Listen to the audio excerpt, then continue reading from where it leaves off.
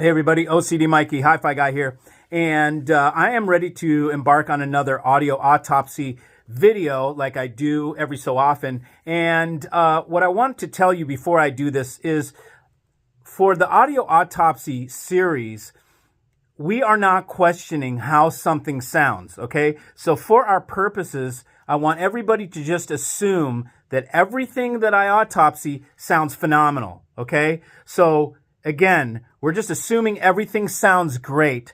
The purpose of the audio autopsy is to see inside of it and sort of maybe place a judgment on value, if what we think we're getting for the money and if it seems like a value or not, okay? Sure, sometimes things sound better than they look, okay? And you can consider that in your valuation. But I am looking just from a standpoint of, let's say this thing sounds great, but let's take a realistic view. Let's look at what's inside and let's try and take a realistic view at if we think it's worth the price of admission, okay? And so, granted, some of the things may have magic, okay, I won't say magic. Maybe they have quantum, unobtainium, super special sauce on them that we can't see with our eyes. And it's very possible that that material is extremely expensive and we can't see it. And they applied it into the process somehow, and it makes the cable worth way more than what we can see. That is a possibility, okay? But we're going to look at things in face value and just try and determine, is this worth it, and where do we draw the line? And we will refer to the website and read about the product, read what the materials are made of, and this should help you guys and gals to value these hi-fi things that you see for sale. Because so many of them, there's so much, in the industry. And I am trying to help you weed through that so you can make educated decisions. If you find a piece of string that they're charging $5,000 for, you probably say, well, maybe that string's not worth it, unless it can sing a song for me and dance or whatever.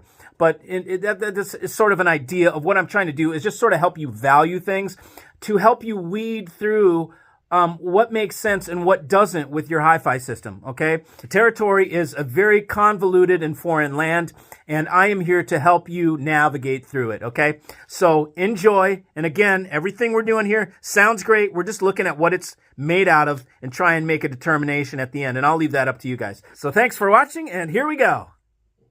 For today, what we have is I've got a cable. Woo, cables! And what I have here is Analysis Plus Oval 8 speaker wire. Solo Crystal Oval 8 speaker wire. Analysis Plus. It's got a patent on here. They have a patent for it. I'll tell you what the patent is so you can go to the United States Patent and Trademark Office, uspto.gov, and you can do a patent search.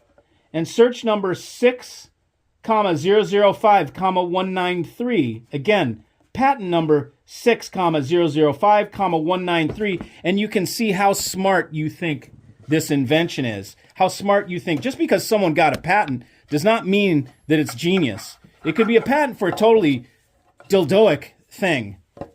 Wait, that's not a word. For a totally silly thing. So, first of all, we can see it's pretty. Okay, they use a nice outer jacket. Okay, so it's got a nice plastic outer jacket with a nylon braid in here. What we have is two different. I took one apart. I'm going to hide this right now. There's a purple and a black, so a positive and a negative, or a signal and a return, however you want to look at it. And we've got a big black brass chunk on the end of a spade. Maybe it's pure copper. I can't tell. Well, actually, it's not pure copper if it has a machined screw in it, because you can't machine, you can machine it, but you'd have to be kind of, well, let's just say it could be pure copper. Usually you don't machine screws into pure copper. You use something harder. Anyways, there's two of these runs, okay? So you've got this run and another one. They're stacked on top of each other underneath this. Now, when we open this up, what do we have here? We've got what looks like sort of zip cord, okay? It's got two conductors, and they are together with in one piece where you can pull these apart to spread them if you want. This is copper. I looked up on their website. They call it continuous cast. Continuous cast that I know of only comes from Japan. It's called Ono copper. Continuous cast or Ono single crystal copper. There may be something else that's continuous cast that means something else, but basically it's high purity copper. Okay. These are in a braid. Okay. And these are oval braids on each side that are laying flat. I know this from being in the manufacturing of cables as braid shield.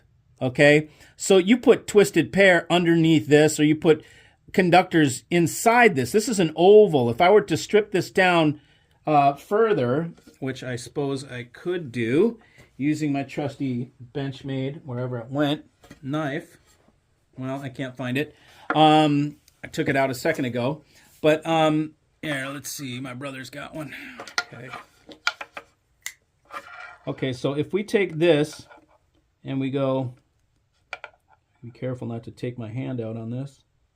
Could really kill my finger. I think I should go like, use some smart, come on, Mikey. You did this when you were a kid and you hurt yourself. So if we go down here, we're going to see what's known as braid shield. Okay, and this is known as flat braid. Okay, and this is an oval braid. What they call it is see that? It's a braid. So you can see that. You can see there's it's a braid right there. So this isn't an oval. You can put things inside it. Normally you would put wires inside this, and this protects from it's a shield. Okay, so what they're using is they're using flat braid shield material or oval braid. Sometimes they call it tubular braid. And if you are to go on to Google right now and you Google pure copper tubular braid shield, you will find this material. Okay. Maybe they use a special type of copper here. They will claim on their website, they claim they use a special copper here. But, you know, for whatever it's worth, you can find this stuff off the shelf. And then there's two of them side by side. They pull them together. They squeeze these and they twist them kind of with their fingers, it looks like. And then they shove a spade on the end, just like this with the screw. And they just shove that on there. And then they heat shrink over it. And then that's how you got your speaker cable. Now this speaker cable here, this exact speaker cable is $2,093 for a 6-foot pair like I have here. That means there's 12 foot of this material, which comes on a giant spool, okay? And you pull off 6 foot, snip it, pull off another 6 foot, snip it, put it in this braid, put some clear on it, heat shrink it down, twist it on the end, and put this on and heat shrink it, okay? And they're going to charge you about, let's see, $200 a foot would be $2,400. So we're at like $185 a foot for this. You're paying $185 a foot for this 2-conductor, what looks to be tubular braid shield in polyethylene, or maybe it's PVC. This feels like PVC. It certainly isn't PTFE. This is most likely polyethylene or PVC. Neither one, and we could look on the website to see, but the bottom line is it's not Teflon. Okay, it's not PTFE, which is the lowest loss dielectric. So you can value this however you want. I suggest you just look up oval braid. You find something. This is probably a 1/4 inch in width, and you price it yourself and determine and figure it out. And most of it comes without a jacket on it. It's just loose like this. But sometimes I don't even know if you can find it with insulation on it. But you could put it down a tube and heat shrink it down if you wanted to. 6 foot certainly isn't that hard to do. Anyways, so this is the inside of a $2,000 high-end cable, Analysis Plus. You've heard of that name, I'm sure. It's all over the magazines. They review it in the magazines by all the guys that say probably it's the best thing since the last ad they placed in their magazine.